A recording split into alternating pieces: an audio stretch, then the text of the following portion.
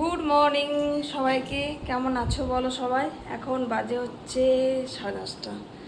আর আজকে তো একটু ঠান্ডা ঠান্ডা ওয়েদার, কালকে ঝড় বৃষ্টি হয়েছে, ওয়েদারটা মোটামুটি বেশ ভালোই আছে। আর বলো তোমরা সবাই কেমন আছো? আশা করি তোমরা ভালো আছো। তোমাদের ভালোবাসায় আমিও কিন্তু ভালো আছি। আর সকালবেলাতেই আজকে বর কিন্তু সবজি বাজার করে নিয়ে চলে এসেছে। এই যে এখানে এনেছে লাল শাক, এখানে হচ্ছে পাট শাক, এই যে এগুলো গোছাচ্ছিলাম, টমেটো, আলু, পেঁয়াজ, আর এখানে ভরে রেখেছি হচ্ছে এই যে এখানটাতে আছে শসা, গাজর, আর এখানে আছে কাঁচকলা, বেগুন, পটল। আর এইদিকে আজকে টিফিনে করেছিলাম হচ্ছে চিড়ের পোলাও। মোটামুটি আমাদের সবারই খাওয়া হয়ে গেছে, বর স্কুল চলে গেছে খেয়ে দিয়ে।